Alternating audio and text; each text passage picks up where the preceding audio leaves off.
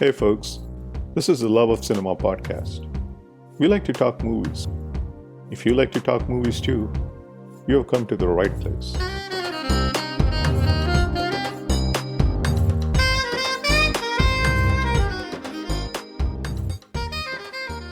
The research. Why you find Sarkar more realistic, more earthy, and more relatable is because I researched the subject very well. I put in a lot of research on the Thackeray family, and on his opponents, like I said, Mr. Sharad Pawar, Mr. Chhagan Bhujbal, Haji Mastan, Daud, etc. So I put in a lot of research. I studied their characters. I studied the power dynamics that happen between all these characters. So the research is what made a difference. The research is what made it authentic, I would say, and realistic.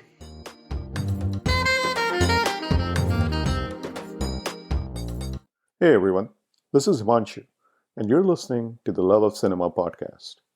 Welcome to episode 2 of season 2. On this episode, an extremely candid chat with someone who doesn't like to mince words. Someone who likes to shoot straight and tell it as is. But before that, in case you're new to the podcast and are listening for the first time, first of all, welcome. And thanks for checking out the Love of Cinema podcast. Hope you liked the episode, and do check out season 1 of the podcast as well. You can find all 12 episodes of season 1 wherever you listen to your podcasts. Apple, Spotify, Google Podcasts, or any of the other podcast apps. Love of Cinema podcast is a place for long-form, freewheeling conversations centered around Indian cinema and streaming shows. If you enjoy similar conversations, do consider subscribing. You can find the Love of Cinema podcast on all major podcast apps. Also, do review us on Apple Podcasts, and don't forget to share with your friends an episode which you liked. Writer-director Manish Gupta joins me on this episode to talk about Ram Gopal Varma's Sarkar, which he wrote, and the Stoneman Murders, Rahasya, and Section 375, which he wrote and directed. Manish spoke about the similarities between the Thackeray family and the characters in The Godfather, as well as the challenges of recreating 80s Mumbai for the Stoneman Murders. Manish also spoke on being mentored by Ram Gopal Varma, the responsibilities of a filmmaker who wants to tell stories which are based upon true crime, and his advice to screenwriters in India. We also did a fun lightning round of questions where I asked him to pick his favorites. Before we listen to the chat, just a quick synopsis on a couple of films which we spoke about, for those who might not be familiar with them. The Stoneman Murders is a 2009 crime thriller based on the early 80s serial killings in Mumbai, while Rahasya is a 2015 suspense drama based on the 2008 Noida double murder case. And now, here's my chat with Manish Gupta. I wanted to start by talking about Sarkar, and let's start by talking about, what was the germ for that movie. So, an adaptation of The Godfather, set in Mumbai with a Thackeray-like figure at the center. Would that be an accurate description? Absolutely, very accurate. Yeah. And was that how did you and Ramu set out to make this movie? Like, what was that your brief, or can you tell us a little bit about that story? Yeah, I'll tell you. Basically, I am an engineer. I'm a mechanical engineer. Okay. But I wanted to get into a creative line. So after working for 6 years as an engineer, I decided that I must get into a creative line, and I joined an ad agency as a copywriter. I used to write ad films. At that time, I decided that I want to go to Hollywood. I want to go to Hollywood and write and direct movies in Hollywood. Okay, because at that time, Indian cinema was dominated by movies which were like marriage videos and, Saas Bahu, soap operas and song and dance. So yeah, Indian cinema was dominated by those kind of movies. But then I saw a movie called Company, directed by Ram Gopal Varma. So Company was a brilliant movie, and it was a path-breaking movie at that time because there was no such movie at that time. Yeah, so Company had a very big influence on me, and I thought, hey, Hollywood has come here. Hollywood has come to Bollywood, and this gentleman, Ram Gopal Varma, is the man I want to work with.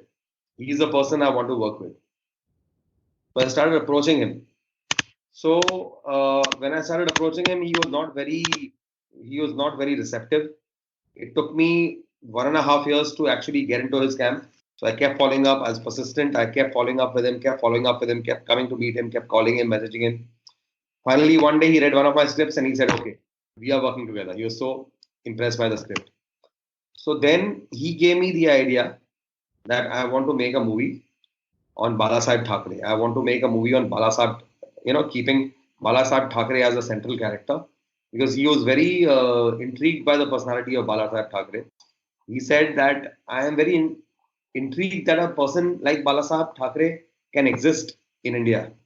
A person who's above the law, a person who is a law unto himself, who's so brave and bold and brazen in his conduct. Not afraid of anybody, and he almost runs a parallel government. So he was very intrigued by the character, and he told me, "I want to make a movie on this person." Then he gave me some references. The Godfather was more like a reference. Let's see how in Godfather you have this Vito Corleone, who's a law. So he said, I want to make a movie like that, where it's about this gentleman, Mr. It's the protagonist is modeled on Balasaheb Thackeray, and it's about his family, about Right. his son, about his sons, about his rivals, and how his rivals try to destroy him, and how the son helps him get his honor back, etc. Then I started researching Balasaheb Thackeray's life. I know a few people from the family. So I met them. I went to Matoshri. I started researching the background of Balasaheb Thackeray. I went through the Sri Krishna Commission. Then I studied the equation with Sharad Pawar, with Chhagan Bhujbal, with Haji Mastan, with Daud. There's a lot of information that I gathered. Of course, we never use the real names because those were all reference characters. We fictionalized it, but if you've seen the movie, it's very obvious who's who.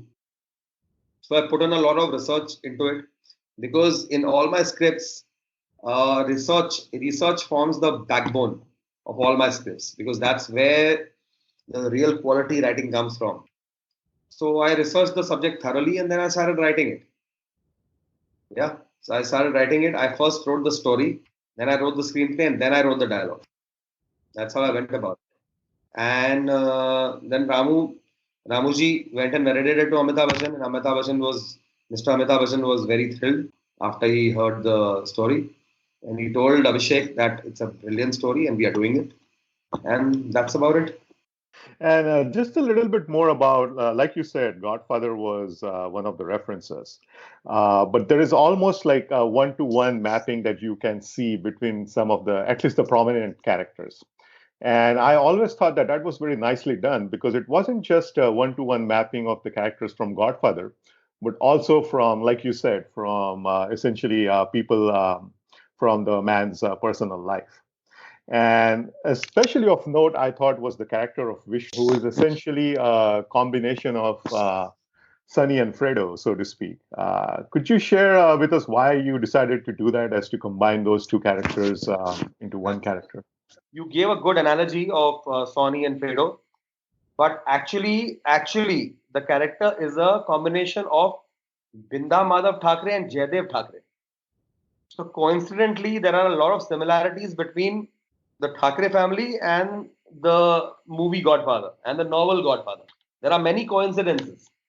So it is basically Binda Madhav Thackeray, who was a producer, and Jaidev Thackeray, who did not get along well with his father and who was thrown out from the house by Balasaheb Thackeray, but his wife, Miss Smita Thackeray, stayed behind with her father-in-law that way. So I know Smita Thackeray very personally. I know her very well.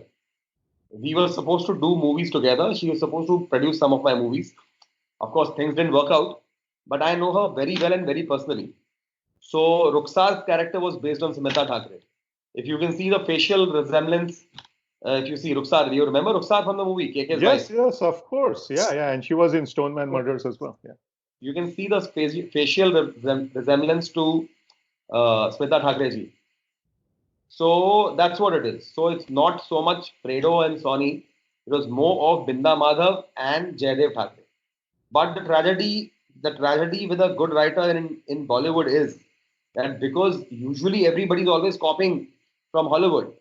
So when somebody writes something original and unique, it is assumed that oh he must have copied this from there. So yeah, so that all that is more of an assumption that way. So Godfather is more of a reference that way. All the scenes were conceived by us like it's the original screenplay, and you can see the whole graph is completely different. It's more about politics. It's a political kind of movie, you know. It's essentially a movie of a power family, and I guess that's where. Basically, Subhash Nagre is a power broker.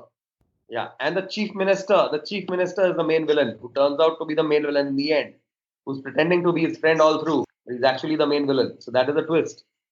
So yeah, so that's what. And while we are still on Sarkar, there were a handful other adaptations of The Godfather in Hindi before that, right? And most of them were mainstream, and most of them were hardcore kind of commercial adaptations.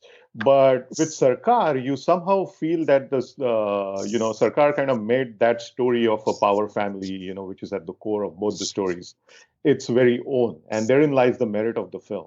What's the secret behind a good adaptation? I know it's not like you said, it wasn't an adaptation as in you're taking the book and adapting it. It was based on the Thackeray family and so forth. But what, in your opinion, is the secret behind a good adaptation of a story? The research, the research. Why you find Sarkar more realistic, more earthy, and more relatable is because I researched the subject very well. I put in a lot of research on the Thackeray family, and on his opponents, like I said, Mr. Sharad Pawar, Mr. Chhagan Bhujbal, Haji Mastan, Daud, etc. So I put in a lot of research. I studied their characters. I studied the power dynamics that happen between all these characters. So the research is what made a difference. The research is what made it authentic, I would say, and realistic. So that is the secret. Gotcha. And in your research, what was the most surprising thing that you learned? Not in terms of like the details, but what was it, or what aspect of it was the most surprising or shocking for you? Nothing was surprising or shocking because I've, I was born and brought up in Bombay. So Balasaheb Thackeray comes as no surprise to me. I've grown up listening to stories of him and watching him in action, seeing his interviews. So nothing surprises me. In fact, I already knew a lot since I'm from Bombay. I already had a lot of information about Balasaheb Thackeray. There was one more person I would like to acknowledge is Mr. Daya Nayak, who's a encounter specialist. Even he helped a lot with the research. I see. And was the Thackeray family fairly welcoming when you went with your research? Not at all. Not at all. In fact, towards the end, before the movie is about to release, Mr. Thackeray said that I want to see the movie.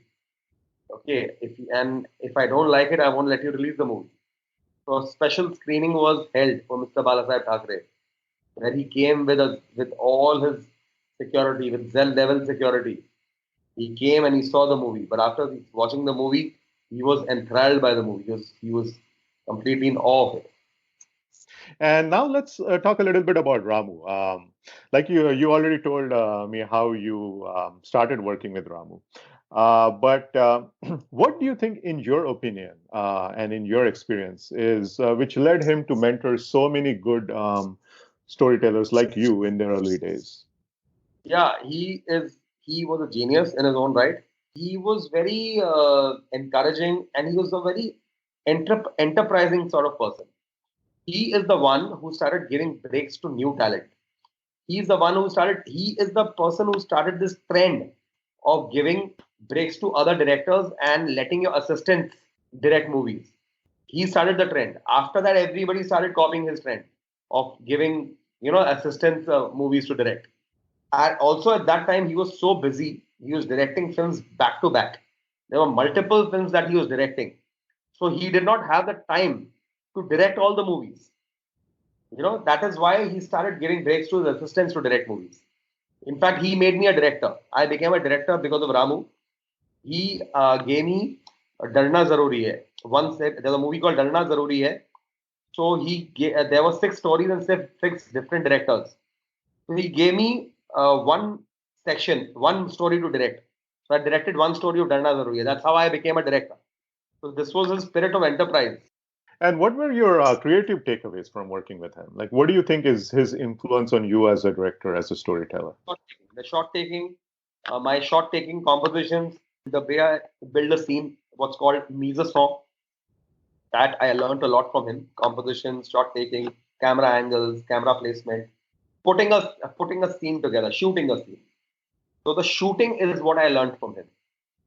Whereas for the writing part, the writing I do it from my own experience and from the research, and it's my personal expression of human nature. What are my observations of human nature, and what are my inferences about human nature. That is what I put in my writing. So writing is a very organic and very personal process for me. I feel nobody can teach you how to write. If you read a lot of books on screenplay, if you watch a lot of movies, you read screenplays, you can hone your skills. You can hone your skills as a writer.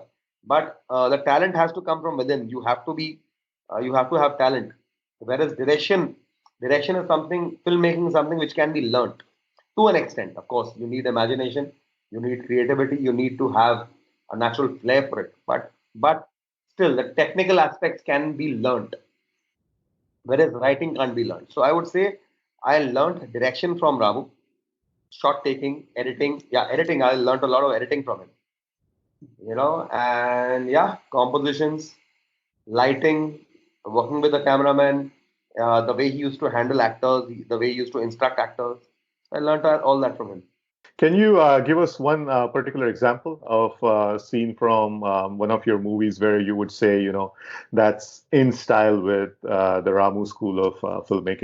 No, that's what I'm saying. I would never. I don't believe in copying or being influenced by somebody. For example, I learned a lot from him, but that is his style. That is Ram Gopal Varma's style. I do not want to be a clone. I do not want to be. Sure. I don't want to copy anybody. So I learned the technicalities from him. But when I directed my movies, so I had my own style. I have developed my own over the years.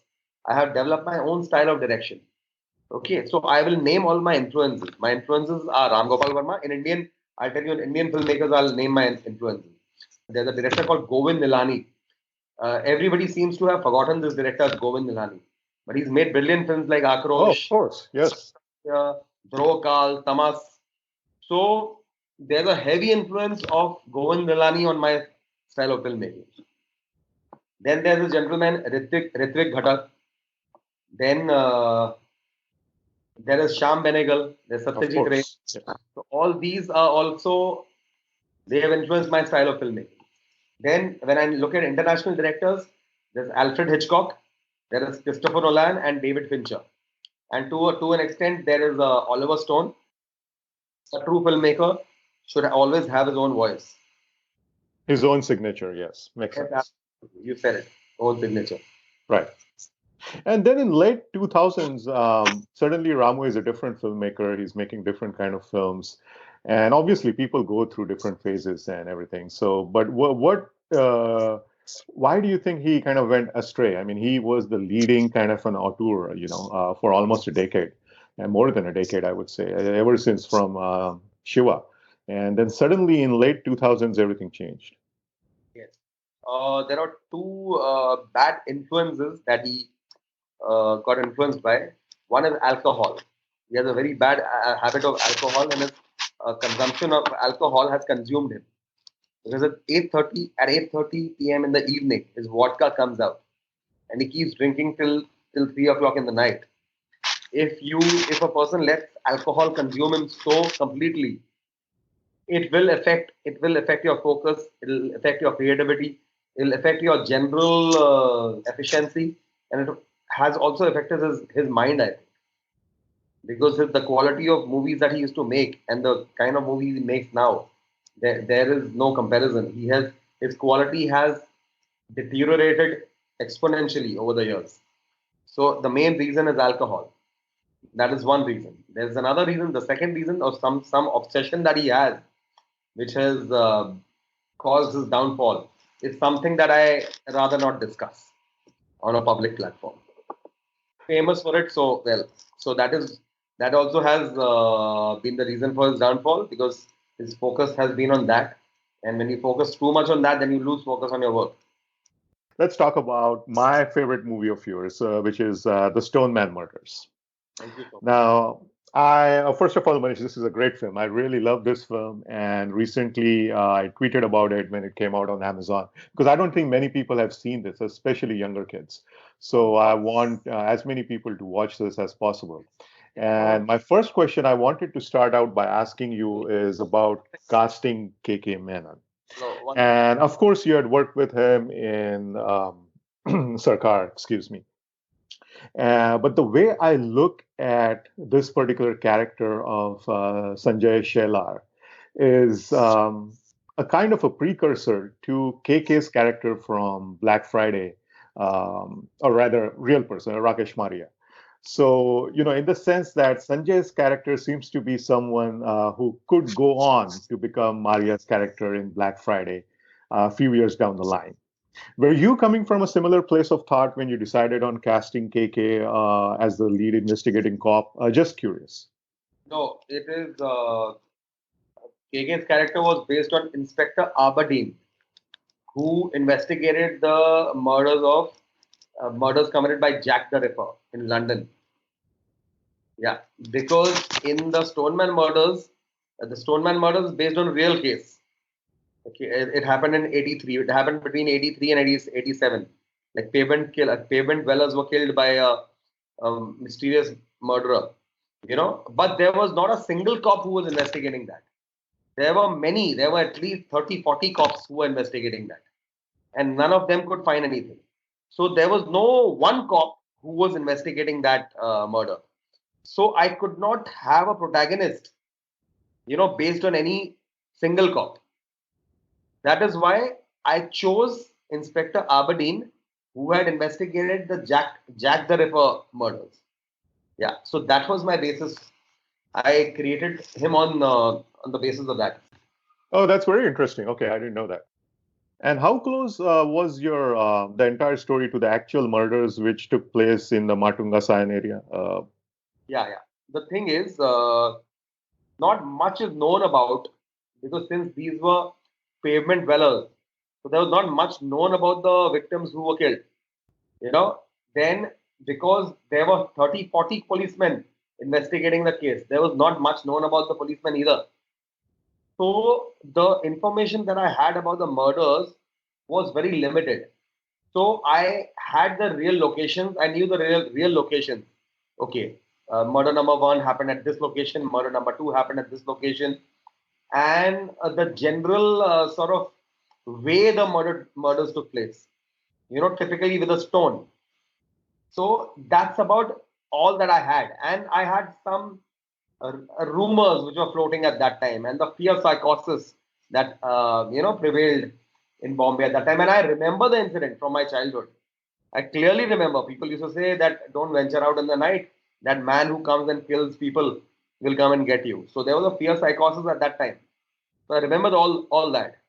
So the information available to me was very limited. So I would say the film is around 40% fact and 60% fiction, because I had no other facts. I wish I had more facts. In fact, I'll tell you, we spent months and months on researching the film. I'll tell you how. That time, see, this happened in '83, '87. So there were no internet articles available from that time. There was no internet at that time Right. in '87. So I sent my team. I went personally too. I went personally along with my team to the Times of India archives. All newspapers have a archival department, and they have newspapers from 100 years ago, and they're all stacked in files.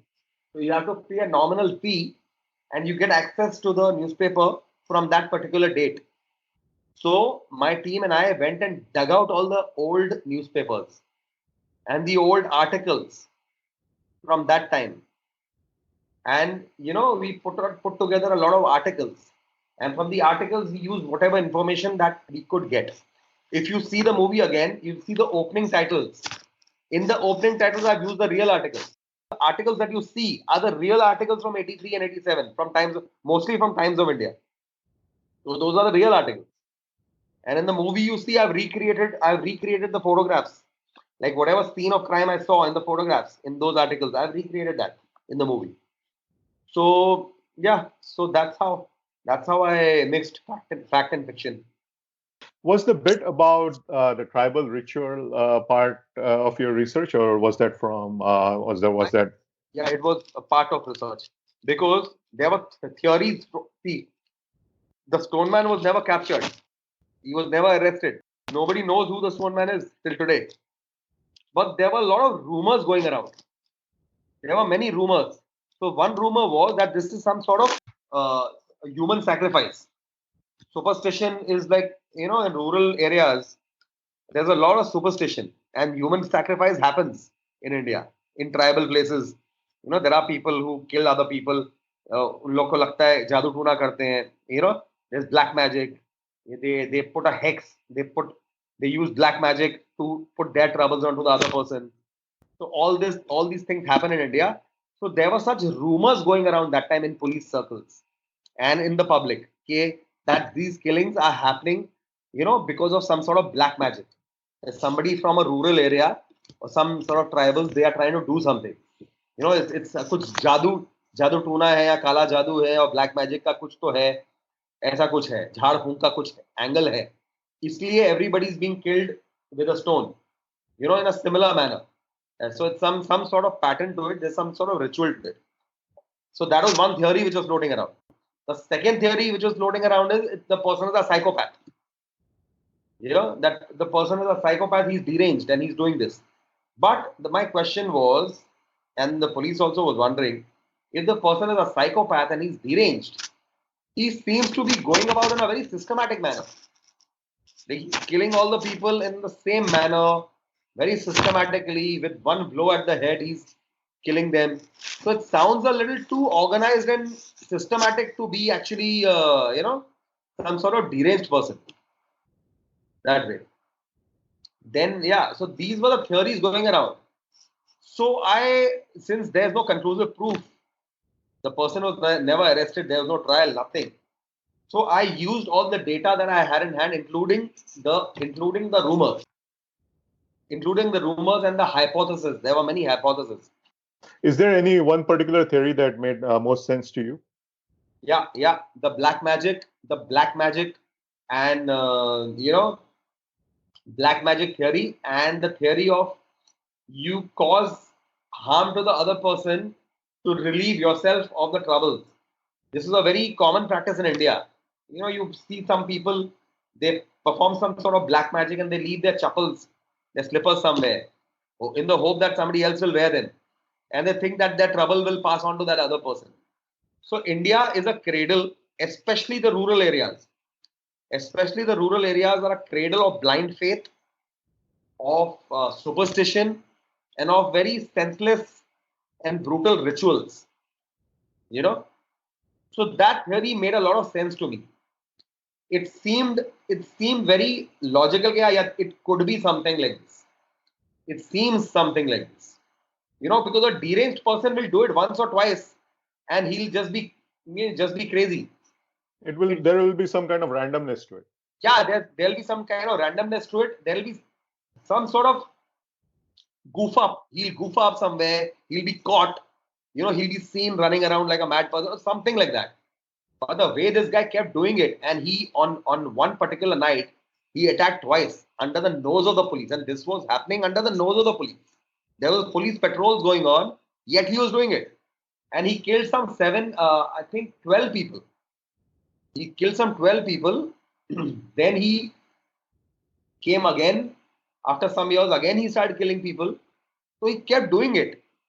So a deranged person would not be so diabolical and systematic. There seemed to be something, I would say in Hindi, dal mein kuch kala tha. Recently, there was another serial killer called the Beer Man, and he was hitting people with a beer bottle and killing them. But he was apprehended. He was caught because he was deranged. He was a psychopath. So here it was something fishy here.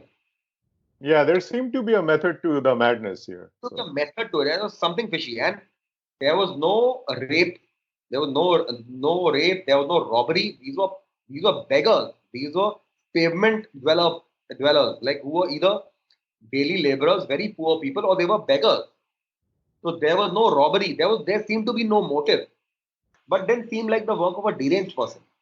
It could have been a psychopathic mind, yeah, but not deranged for sure, because it was very. He seemed almost organized. There was a method to it. There was some sort of, it was systematic. So there almost seemed to be some sort of intelligence invested in doing this. So why would somebody do it unless there's something to be gained? So it seemed to be the work of a twisted mind, I would say.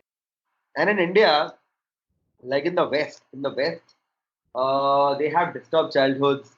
They've been abused. Serial killers typically in the West have disturbed childhoods. They have divorced parents, and they've been abused sexually. Men have been raped by other men. All that happens, and that's how they become serial killers. In India, that doesn't happen so typically in India. In India, it's more of either poverty drives you to do it, ignorance is very high in India. Ignorance drives you to do it, or blind faith drives you to do it. There are babas, there are these godmen who tell you कि जाओ उसका sir काट दो जाके तो तुम्हारी problem दूर हो जाएगी. So it seemed something like that. Yeah. There is no conclusive proof of it, but that seemed to be the most plausible and logical solution in India, for this kind of killing. Ritual. It seemed like a ritual. Like rituals form a very important part of Indian lifestyle. We are all about rituals. We have Ganpati, which is a ritual. We go and put an elephant into the elephant idol of an elephant into the sea. We have Diwali. We have Holi. We are very very strong on our rituals. There are temples in which goats are killed. Goats are beheaded in temples. So we are a country and a society which is obsessed with rituals. So that's why it seemed like a very plausible sort of motive to me. now you put in quite a bit of effort in recreating the Mumbai of that era, Yes, yes. and would love to hear more about how you went about doing that. It was a nightmare. It was a nightmare. So we shot the film in 2009, and I had to depict 1983. The landscape had changed completely. So for every shot, and I used no CG because that time in 2009 the CG was not so advanced. So the CG would make the film look very tacky. So I had decided not to use any CG, and there's no CG in the film. So every time we took a shot, we had to cover shops, we had to cover up cars, and we had to cover up all the surroundings. So we had black tarpaulin. We had like rolls and rolls of tons of black tarpaulin. So I would cover up cars to hide them. I would cover up shops. I even covered up the pavement because if you see these days we have those concrete blocks which are shaped like a hexagon, or they are shaped like how do I say, like a hourglass. So the pavements, the footpath is made of those concrete blocks. You get me? But in '83 they were made of tar, black tar. Right. डांबर का होता था.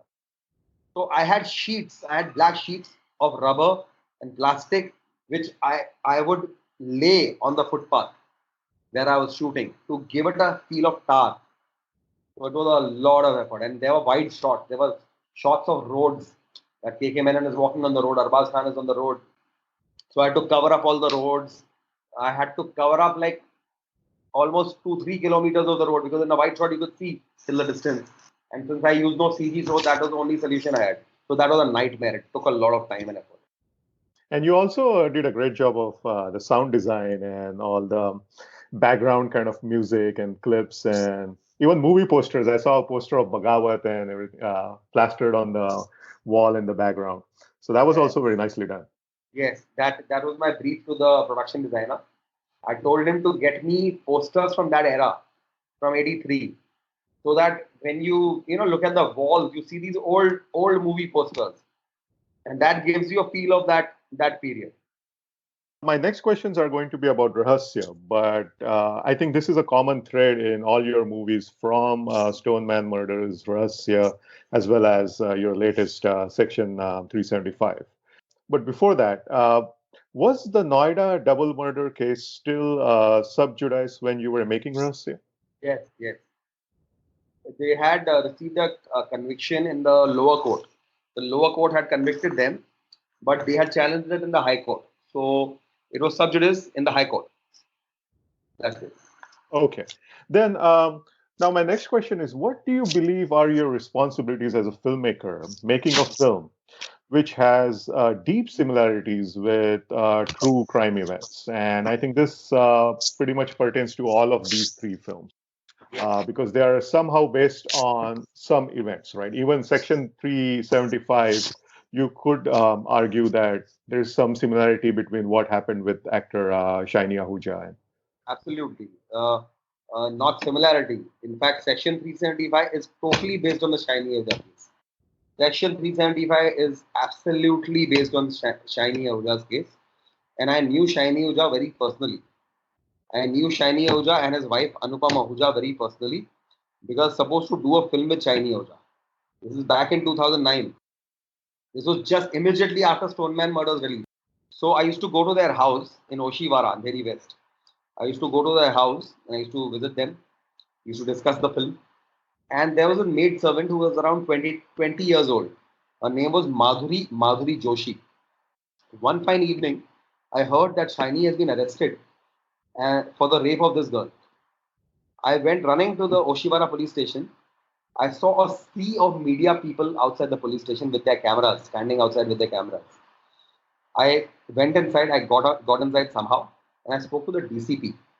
The DCP told me that they have established that intercourse has taken place between this girl and Shiny, but he's not sure whether it's consensual or is it forced. I said, if you, by your own admission, you're not sure whether it's consensual or is it forced, then how can you arrest him? Why is he inside? I mean, at least give him the benefit of doubt. No? They said, no, this is the law as per Section 375 and Section 376. We have to arrest a man if he's been accused of rape by a woman. So we have to keep him under custody. Then after that, I don't need to tell you the film that film got shelved because nobody wanted to work with Shiny Oja. People ostracized him from the industry. No producer wanted to back him. They thought nobody accept him as a hero. No actress wanted to work with him, and his career went for a toss completely after that. So that's how it is. So what I saw is the DCP was not sure whether it's rape or consensual. The court till today has not given a verdict on Shiny Oja's case. But the public of India and the film industry definitely judged him as a rapist. They not only judged him, they played judge, jury, and executioner. And they sealed his fate. So that is where I got the idea, and that's where I got the basic story plot from. After that, I started researching the film. I started researching rape cases. What do you believe are your responsibilities as a storyteller when you're making films about something which is for which the premise is completely based on true crime events or has deep similarities to it? Yes. See, as a writer, I write about what I see happening around me. Okay, so my stories hold a mirror to our society. I write about what I see happening around me in our society. So obviously, you will find similarities between what I'm writing and what is happening around us. I do not, I do not. Most Indian writers they copy either from the West, they copy from Hollywood, or they copy from French films or German films or Spanish films. Now the trend is to copy from Korean films. So earlier they used to copy unofficially. Now they copy officially. So it's called a remake. but essentially you're copying. You're just remaking a movie which has already been made, a story that has been written by somebody else. You just start Indianizing it and remaking it. So what's the fun in that? I mean, that's like you're being a copycat. So that's a trend. I don't do that. For me, the joy is creating something new. What have I created? That's the question I like to ask myself. What have I created as a creator? What have I done? That's why I like to write stories which reflect the social milieu of India. You know? So that's why you find similarities between my stories and what's happening in their life. But as a responsible filmmaker, I always take care that I do not take sides. I do Right. not pass a judgment on anybody in the movie. So I fictionalize the movie. For example, Section 375 is completely based on the Shiny Auja case. It's completely based on the Shiny Auja case. But I fictionalized it. I have fictionalized it to a large degree such that nobody is judged and blamed after watching the movie. The Shiny Auja case becomes like an example, because there are many cases like Shiny Aujas. I spent 3 years on writing and researching Section 375. I attended 160 court hearings. I met lawyers. I tried to meet judges. I spoke to so many policemen. I met accused men. I met rape survivors. During the research and scripting, I was careful not to take sides and to have a very balanced view to show that this is an issue that plagues our society. Like while rape is a rampant crime, and the conviction rate of rape in rape cases is very, very low.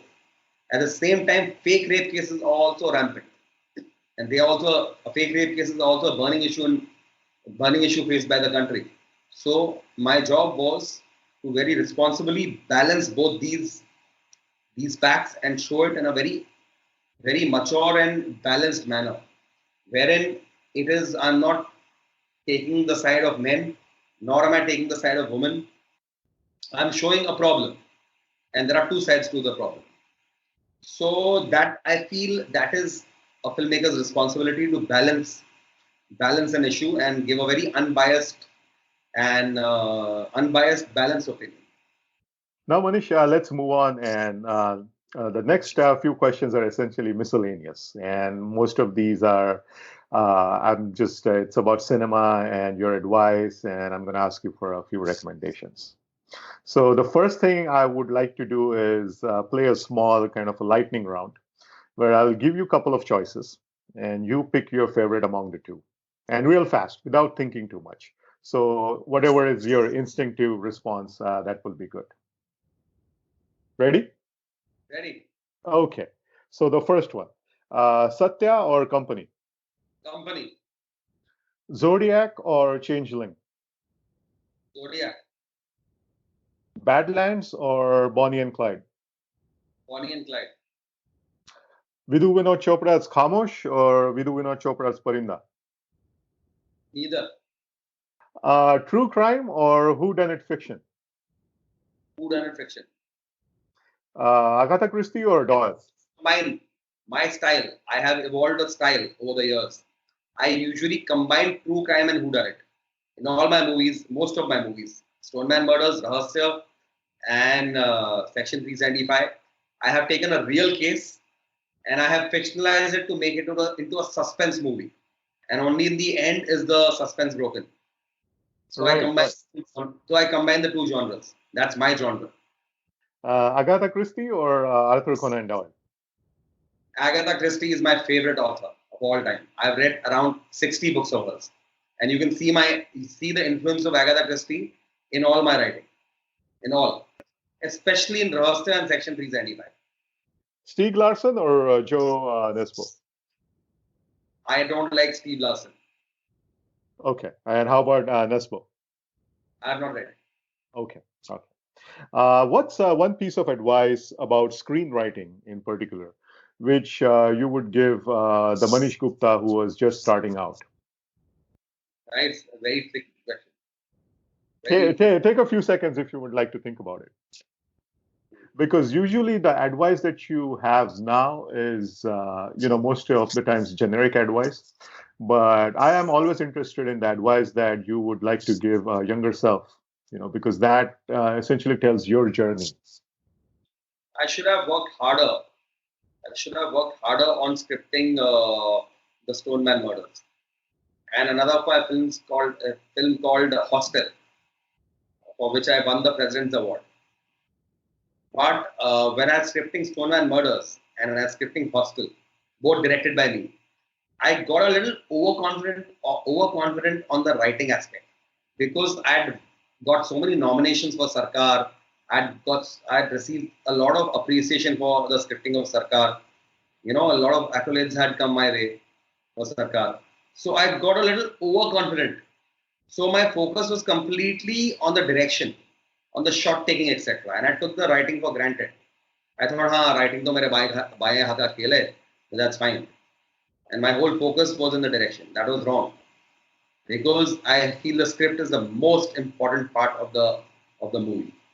Once the script is correct and the script is right, nothing can go wrong. Even if the shot taking is not all that brilliant and everything is not that brilliant, but the script is brilliant, the movie will still hold. So I thought, I now looking back, I feel on these two movies, the Stoneman Murders and Hostel, I was a little hasty and a little overconfident on the scripting. I should have put in a little more effort. So these films, I got the President's Award for Hostel, and Stoneman also was appreciated. But these films would have become cult classics. They would have become outstanding films had I put in a little more effort in the scripting. So थोड़ा सा मुझे और मेहनत करनी चाहिए थी scripting पे. This is what I feel today. अभी ये कसर मैंने रहस्य में पूरी की. मैंने रहस्य को बहुत अच्छी तरह से लिखा. उसको मैंने कोई कसर नहीं छोड़ी उसको लिखने में. और in section 375 I went a step further. I took 3 years to write it. I researched it for 3 years. So I learned from my mistakes and I improved. And any piece of advice just in general about the craft of screenwriting? Yes. Screenwriting is something which cannot be, in my opinion, cannot be learned.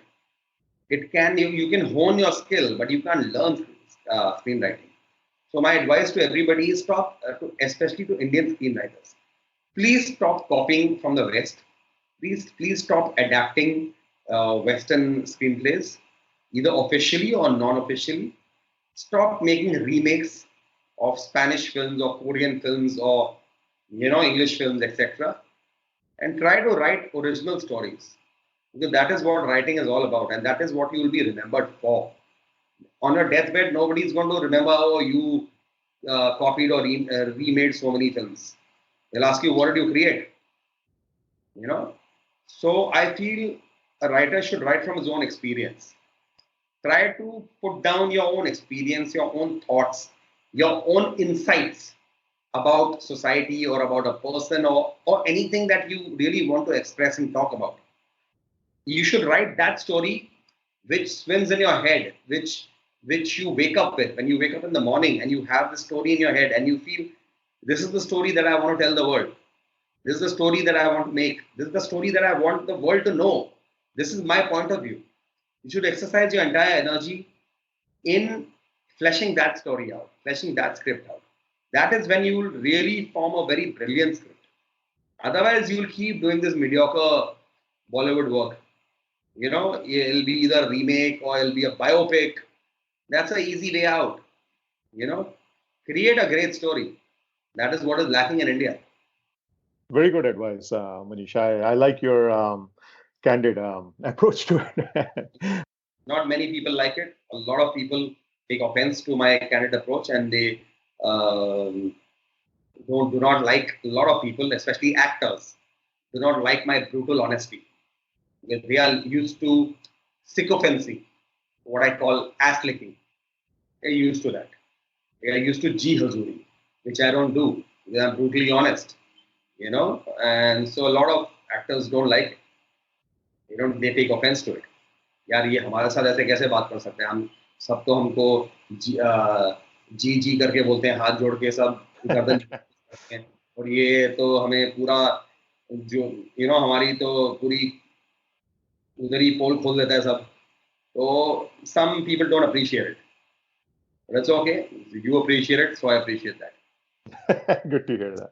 And finally, a couple of film recommendations, hopefully something which is not mainstream. There are too many. There's a web series called Dark. Absolutely brilliant series. I love that series. Yeah. German Brilliant web. series. Yeah. German, I think it was German and it was dubbed in English. I saw it on Netflix, so that's the recommendation. So not a very popular web series. It's not very. Like Mindhunter became very popular, but Dark was not very popular, but it's brilliantly written. The last two episodes were brilliant. The twists were brilliant. So yeah, that is a recommendation because mainstream films everybody sees. So yeah, okay. Another recommendation of a film which is not two films which have not been really seen by too many people. There's a film called Searching. The film is Excellent film. I loved it. Yeah. what a film. It was shot on an iPhone, completely shot on an iPhone, and it's the storytelling is through an iPhone and laptop screens, and it's all. It was so brilliantly written and executed. It's such a low budget film. That's a great film. Another film which I found great was uh, Don't Breathe. So these three, what I just named, these two films and one web series. See, these are unique creations. The writers and directors have created something unique. They have not copied. They have created something of their own. These are not biopics. You know, and they don't follow any set formula. These stories create their own genre. They are in their own genre. And I'm going to take you back to Sarkar and your research about Sarkar because something you said really piques my interest. And in fact, it's a topic which I have been researching a lot, and I love to talk about it with anybody. So if we're okay on time, I would just like to take a few more minutes to chat with you about that. You said that when you were researching for Sarkar, you were looking at the different dynamics of the Thackeray family and whatnot. And one of those you mentioned was the dynamic between Sharad Pawar and Bal Thackeray. And that's a friendship that always has fascinated me, especially the friendship between Bal Thackeray, Sharad Pawar, and George Fernandez. Because I think those three people, they're very strong personalities in their own way, and extremely different, worldview, but at the same time, very close friends. And that particular dynamic has changed over years, depending on their politics and depending on the power equations of the time. But what were some of the interesting kind of notes that you made when you were looking at Sharad Pawar and Bal Thackeray and their friendship and their equation? It's like the most interesting part is that in politics, can two people really be friends? They may be very well acquainted with each other. They may be enjoying each other's company. They may be meeting each other, drinking together, spending time together. Their families know each other. But can they really be friends? Because ultimately they'll be, stabbing each other in the back, ultimately. So they are rivals. So that's a very interesting equation that you are such bitter rivals, but yet you're friends. So that was the interesting angle, and I exploited it quite well. I showed that these two characters, Amitabh Bachchan and the Chief Minister, they are the best of friends, and they support each other, etc. And in the end, that person is the main villain, and it's his treachery that has, been detrimental to Amitabh Bachchan's character. Yeah, so that's how I tweaked it a little bit, made it Yeah, yeah, somewhat. yeah. Yes. Yeah, And like you said, I mean, you can tell mostly from the characters, like who's who. So, yeah, they are very thinly veiled, not really veiled. So, but Sarkar is a beautiful film, again. And here's one more thing I wanted to ask you. And now, oh yeah, I got to ask you about this. Were you on the sets of Sarkar when Sarkar was being made? I was on the set every minute. Okay. So were you officially an assistant to Ramu at that time, or As just a writer, I was on the set because Ramoji is not very comfortable with Hindi. So he needed me there to guide the actors with the accent and with the lines, and if they want to improvise something, and if they have some doubts or they want to change something. So he needed me as a dialogue writer on the set because he's not very conversant with Hindi. And did you provide any inputs as to the way it was shot, or you're mostly were there as a writer? I was mostly there as a writer, but I also tried to provide some inputs to how it will be shot. But Ramuji didn't take any of my inputs. How surprising! But he did turn to me sometimes for help, additional help, like when his assistants could not control a given situation, or where they did not creatively understand his vision. So I was the person who creatively understood what he's trying to do. So he would often ask for my help that way. So I helped him, but I've never assisted him. Okay. I was always a writer for him. I never assisted. As a member of audience, what was your favorite bit from Sarkar on screen? Yeah, as an audience or as a writer? No, as an audience. Obviously, as a writer, you won't be able to, right? Because you don't have objectivity there. Yeah, but as just a member of audience, if you saw Sarkar and let's say for a minute that you had not written it, which part of the movie would have been your favorite? The actor Zakir Hussain comes to meet Amitabh Bachchan and he gives him an offer like 20 lakhs. And Amitabh Bachchan looks at him. He says 30 lakhs. Then Amitabh Bachchan tells him that मुझे जो सही लगता है मैं बस करता हूँ, वो चाहे समाज के खिलाफ हो, भगवान के खिलाफ हो, पुलिस कानून या पूरा सिस्टम के खिलाफ क्यों ना हो. He says नहीं करूँगा मैं, और सुन तुझे भी करने नहीं दूँगा. That whole sequence, that is my favorite sequence. Yeah. I mean, it kind of harks back to classic Bachchan era, and so it's a wonderful homage to that too. My favorite bit was actually when Shankar takes care of Vishnu and then come upstairs. And there is no dialogue, and there's just close up of eyes and everything, and pretty much everybody knows that he has killed Vishnu and he says that explicitly afterwards that maine Vishnu ko. But I thought that was very nicely done because and it kind of builds the tension. That what has happened. At the same time, it kind of keeps it stretched, the tension. So that was my favorite part from the movie. Hey, Manish, this was great chatting with you. Thanks a lot again for coming on the podcast. And I'm really glad we were able to figure out everything, Skype and everything, and we got this chat done. Himanshu, nice talking to you.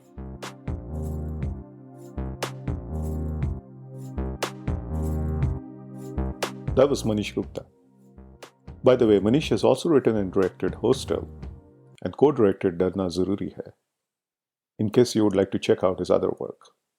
If you have a comment or suggestion, or anything which you would like to add to the conversation held on this episode, drop me a comment on Twitter. Also, do subscribe to the podcast wherever you listen to your podcasts, and drop us a review when you get a chance. You can follow me on Twitter at loveofcinemasf8 for podcast-related updates and my tweets on all things movies. That's all I got today. This is Himanshu, signing off, and like always, thank you for listening to the Love of Cinema podcast.